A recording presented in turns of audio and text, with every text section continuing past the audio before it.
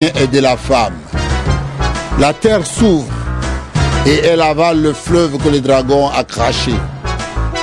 Le dragon est très en colère contre la femme et il part faire la guerre contre le reste de ses enfants, ceux-là qui obéissent au commandement de Dieu et qui sont les témoins de Jésus. Puis le dragon se place au bord de la mer. Apocalypse, chapitre 13. Ensuite, je vois une bête qui sort de la mer. Elle a 10 cornes et 7 têtes. Sur chaque corne, il y a une couronne. Et sur chaque tête, il y a un nom qui insulte Dieu. La bête que je vois ressemble à un léopard. Ses pattes sont comme celles d'un ours et sa gueule est comme celle d'un lion. À cette bête, le dragon donne sa puissance, son siège de roi et un très grand pouvoir. L'une des têtes de la bête semble blessée à mort, mais maintenant, sa blessure est guérie. Alors, toute la terre admire cela et elle suit la bête. Tout le monde adore le dragon parce qu'il a donné le pouvoir à la bête. Ils adorent aussi la bête en disant: qui est comme la bête? Qui peut lutter contre elle? La bête reçoit l'autorisation de dire des paroles pleines d'orgueil et des insultes contre Dieu. Elle reçoit le pouvoir d'agir pendant 42 mois.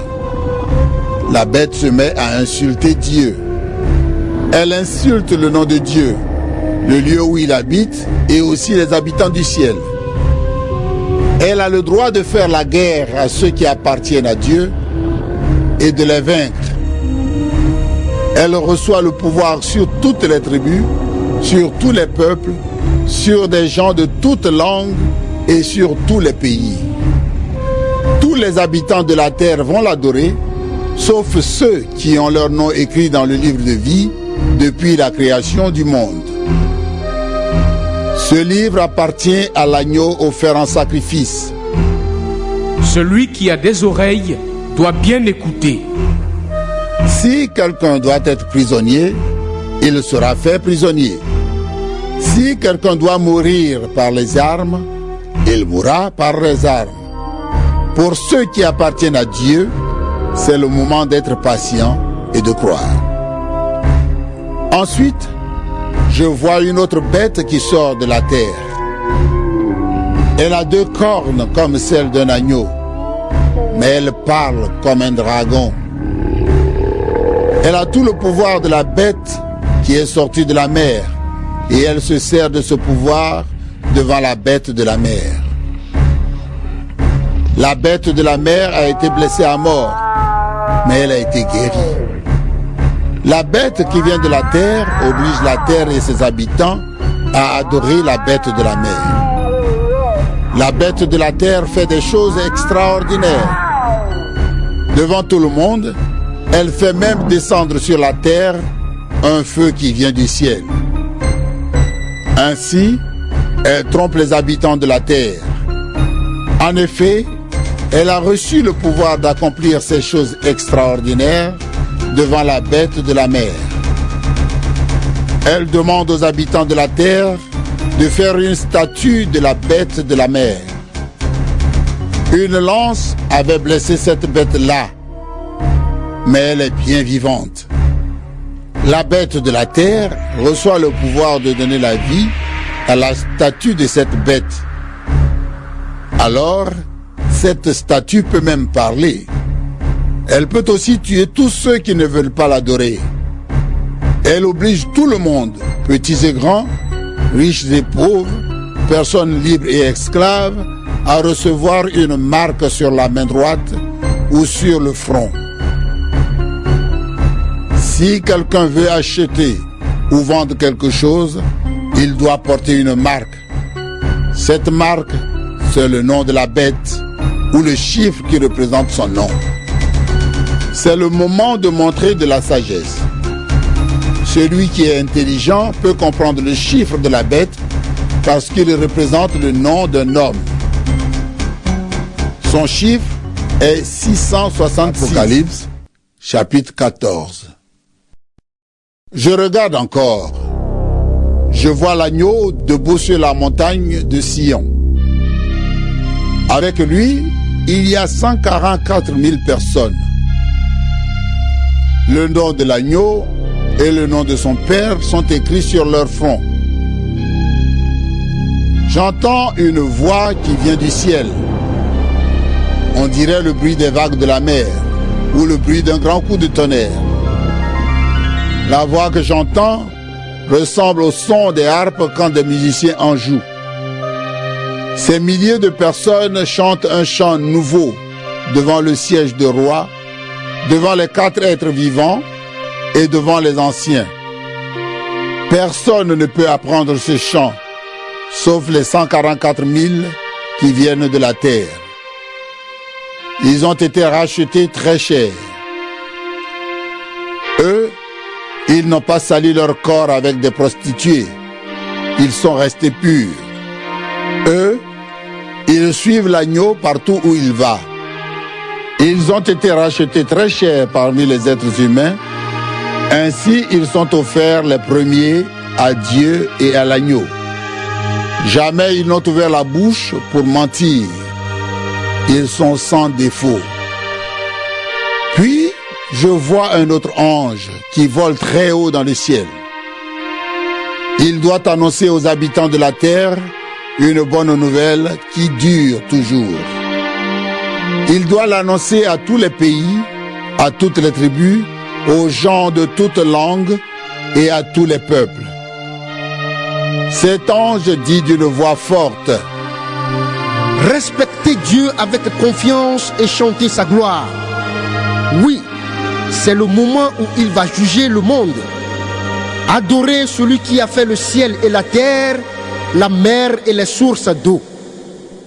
Un deuxième ange suit le premier. Il dit: Elle est tombée, la grande Babylone. Elle a donné en abondance son vin à boire à tous les peuples. Et boire son vin, c'est se prostituer comme elle. Un troisième ange suit les 2 premiers. Il dit d'une voix forte: si quelqu'un adore la bête et sa statue, s'il reçoit sa marque sur le front et sur la main, il boira lui aussi le vin de la colère de Dieu. Ce vin sera fort et Dieu le versera dans la coupe de sa colère. Ces gens-là souffriront durement dans le feu et dans la poussière brûlante devant les anges saints et devant l'agneau. La fumée du feu qui les fait souffrir durement monte pour toujours. Ceux qui adorent la bête et sa statue, ceux qui ont reçu la marque de son nom, souffrent sans cesse, jour et nuit. Pour ceux qui appartiennent à Dieu, qui obéissent à ses commandements et qui croient en Jésus, c'est le moment d'être patient. Puis j'entends une voix qui vient du ciel. Elle dit: Écrit, ils sont heureux dès maintenant, ceux qui meurent au service du Seigneur. L'Esprit Saint dit: C'est vrai, ils peuvent se reposer de leurs efforts. En effet, leurs actions parlent pour eux. Je regarde encore et je vois un nuage blanc. Quelqu'un qui ressemble à un homme est assis sur le nuage. Sur la tête, il porte une couronne d'or et dans la main, il a une faucille bien aiguisée. Un autre ange sort du temple. Il crie d'une voix forte à celui qui est assis sur le nuage: utilise ta faucille et fais la récolte. C'est le moment de récolter, parce que la terre est mûre pour la récolte. Alors, celui qui est assis sur le nuage fait passer sa faucille sur la terre, et la récolte est faite sur toute la terre. Ensuite, un autre ange sort du temple du ciel. Lui aussi, il tient une faucille bien aiguisée. Puis, un autre ange vient de l'autel. Il peut commander au feu Et il crie d'une voix forte à celui qui tient la faucille bien aiguisée. Utilise ta faucille bien aiguisée et récolte les grappes de la vigne sur la terre. Le raisin est mûr. L'ange fait passer sa faucille sur la terre. Il récolte le raisin sur la vigne de la terre. Il le jette dans le grand pressoir de la colère de Dieu. On écrase le raisin dans le pressoir en dehors de la ville et du sang coule du pressoir. Le sang se répand sur 300 kilomètres et il monte jusqu'à la mâchoire des chevaux. Apocalypse, chapitre 15. Je vois dans le ciel un autre signe. Il est grand et très étonnant. 7 anges tiennent 7 grands malheurs, et ces malheurs sont les derniers. En effet, la colère de Dieu va s'arrêter avec eux. Je vois comme une mer aussi transparente que du verre et pleine de flammes. Je vois ceux qui ont vaincu la bête, sa statue et le chiffre qui représente son nom. Ils sont debout sur cette mer transparente et ils tiennent les harpes de Dieu. Ils chantent le chant de Moïse, le serviteur de Dieu, et le chant de l'agneau. Seigneur Dieu Tout-Puissant, tes actions sont grandes et merveilleuses. Roi des peuples, tes projets sont justes et vrais. Qui peut refuser de te respecter avec confiance et de chanter ta gloire? Oui, toi seul tu es saint. Les habitants de tous les pays viendront et ils se mettront à genoux devant toi, parce que tous peuvent voir tes actions justes. Ensuite, je vois dans le ciel le temple qui abrite la tente de la rencontre. Il s'ouvre et les 7 anges qui tiennent les 7 grands malheurs sortent du temple. Ils portent des vêtements d'une toile fine, blanche et brillante. Des ceintures d'or entourent leur taille. Un des 4 êtres vivants donne aux 7 anges 7 coupes en or. Elles sont pleines de la colère du Dieu qui vit pour toujours. Une fumée remplit le temple à cause de la gloire de Dieu et de sa puissance.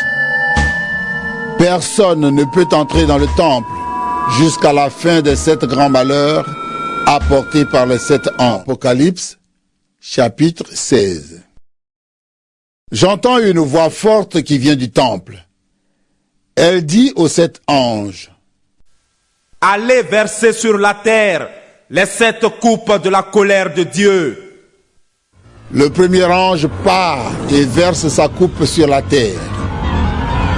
Une plaie mauvaise et douloureuse frappe les gens qui portent la marque de la bête et qui adorent sa statue. Le deuxième ange verse sa coupe dans la mer. L'eau devient comme le sang d'un mort, et dans la mer, tous les êtres vivants meurent. Le troisième ange verse sa coupe dans les fleuves et dans les sources d'eau. Alors l'eau devient du sang. Et j'entends l'ange de l'eau.